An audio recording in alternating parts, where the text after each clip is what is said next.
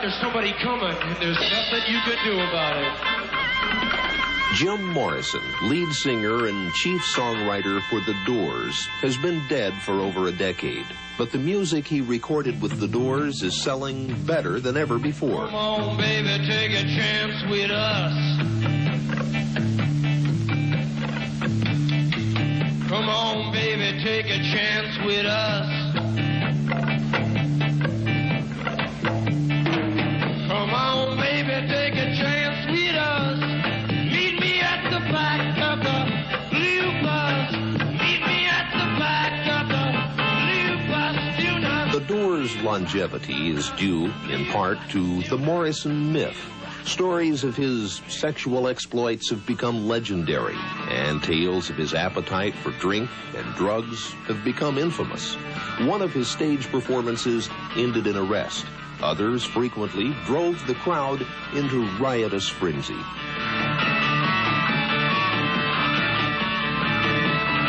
Morrison's rebellion against authority began at an early age. He was unmerciful to teachers. His high school buddy, Gerald Fudd Ford, remembers. He invented words and would ask teachers questions in another language that they didn't understand, and would question just about anything. Morrison's questioning nature drew him to rock and roll, which was rapidly becoming the voice of youthful rebellion. Doors keyboardist Ray Manzarek recalls how quickly things fell into place. It took virtually no time at all to put the Doors together.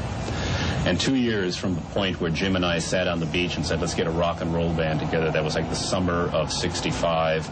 Summer of '67, Light My Fire was the #1 song in America. But as the Doors grew more successful, Morrison seemed to grow more troubled. His drinking increased. Jim opened the door, totally blitzed. Took one look at him and said, this man is just gone, man, out of his mind, insane. Manzarek recalls one drinking binge in particular. Dragged him out, put his pants on, dragged him to the gig. And that was the first time that he did on stage. That was the first night. The next set he did, in the end, he did the whole edible section. He'd never done that before. The killer awoke before dawn. The killer awoke before dawn. And he put his boots on. He took a face from the ancient gallery and he walked on down the hallway, baby.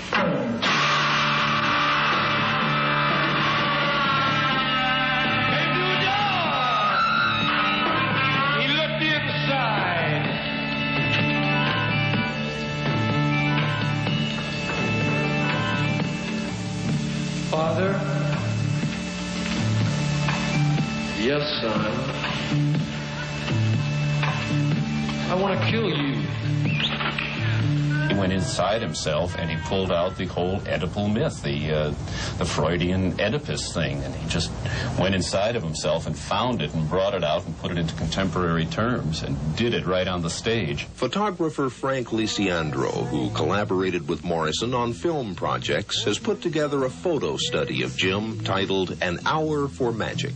He was overwhelmed by the popularity and fame that he achieved and that the media bestowed on him.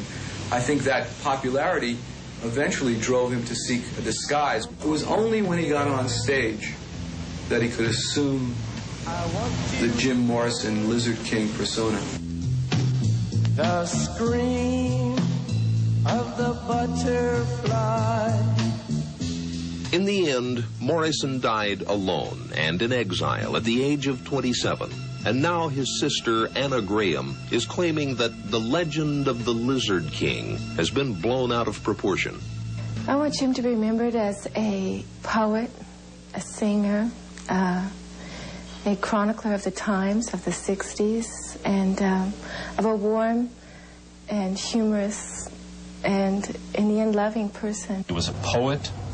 He was a rock and roll star. He was a very quiet person. He was a hellraiser. He was a drunk. Sometimes he'd be just stone drunk. He was the nicest guy you'd ever want to meet. He was all these things. He was an incredibly complex personality. And I really don't think anyone is ever going to know the true personality of Jim Morrison. I don't. This is the end, beautiful friend. This is the end, my only friend.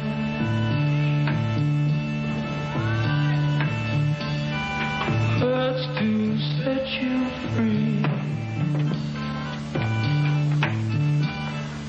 But you'll never follow me.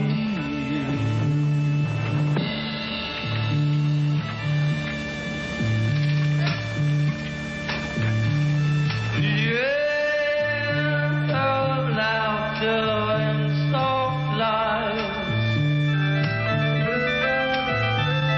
The end of nights we tried to die.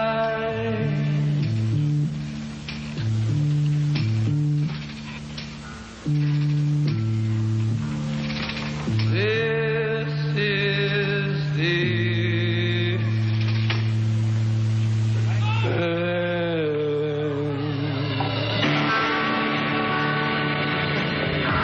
From the door.